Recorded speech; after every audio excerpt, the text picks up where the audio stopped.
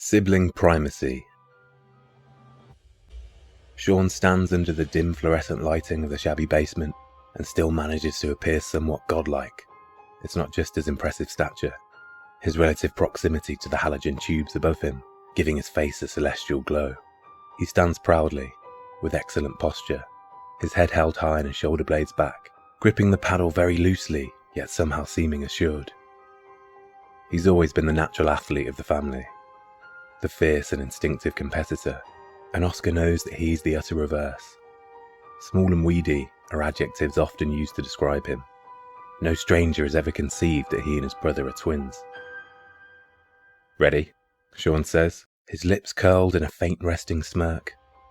The superior one his face permanently wears. Oscar nods, nervously shuffling on his feet in anticipation for the serve. Sean raises both paddle and ball to eye level in a slow finesse motion, quickly bouncing it on the table and striking it over with force.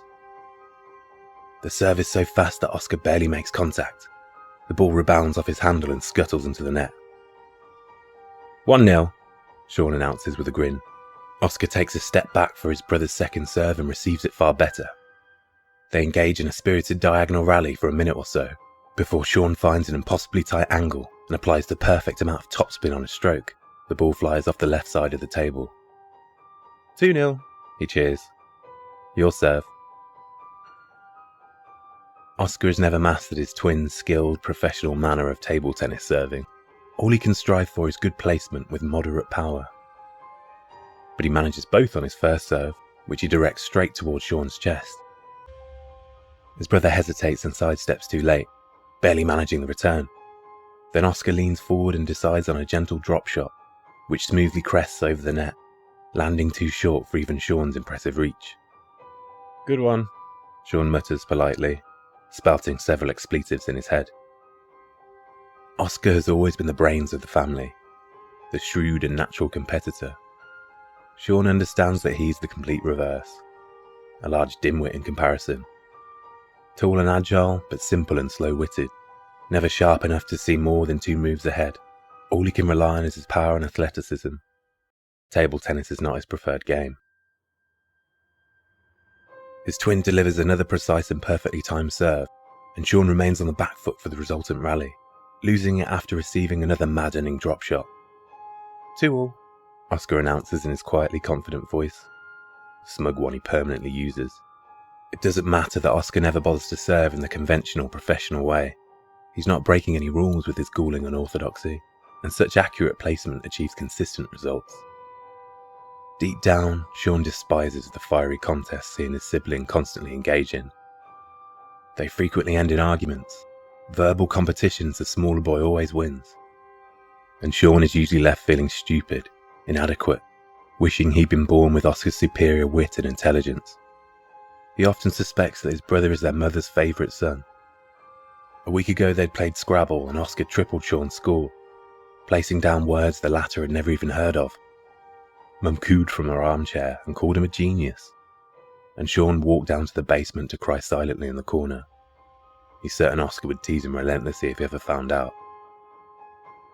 The game of ping pong continues like this for the following 16 serves, with neither player dropping their own or scoring more than 2 points in a row.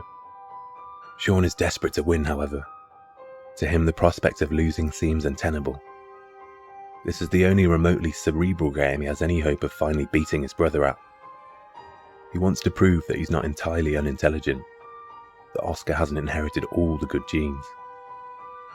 Perhaps Mum might finally have a proud word to say to him. Perhaps he'll have one evening when he doesn't feel so useless.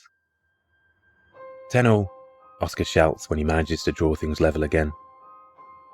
In truth, Oscar despises the brutal contests he and his sibling constantly engage in. They frequently end in fights, physical altercations the larger boy always wins. Afterwards, Oscar is typically left feeling weak and inadequate, wishing he'd been born with Sean's superior size and physicality. He often suspects that his brother is their father's favourite son. A month ago they played football in the garden and Sean tripled Oscar's score, kicking the ball into their little goal with a level of force the latter hadn't thought possible. Dad cheered from his garden chair and called him a powerhouse. When the game was over, Oscar ran upstairs to cry silently in the bathroom. and he's certain Sean would bully him remorselessly if he ever found out. "Well played," Sean says with little enthusiasm, inwardly screaming and berating himself for allowing his brother to equalise yet again. Oscar manages a small smile as he tosses the ball back to his twin. Inside he's racked with nerves though, desperate to be the winner. To him, losing feels unthinkable. This is the only remotely physical game he has any hope of finally beating his brother at. He wants to prove that he's not entirely unathletic, that Sean hasn't inherited all the good genes. Maybe Dad would finally have a proud word to say to him.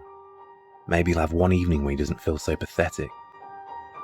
Now they alternate serves on each point, but another tenner played with that single break. The game soon morphs into something ugly and twisted, and they both become louder and nastier the longer they continue. While they shout and scream various insults at one another across the table, in their heads they both pose the same questions.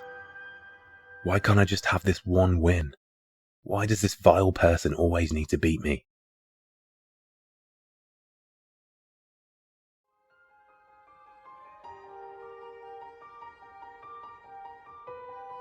Thank you very much for making it all the way to the end of the video. If you haven't already, please subscribe, and a like and a share would also be much appreciated.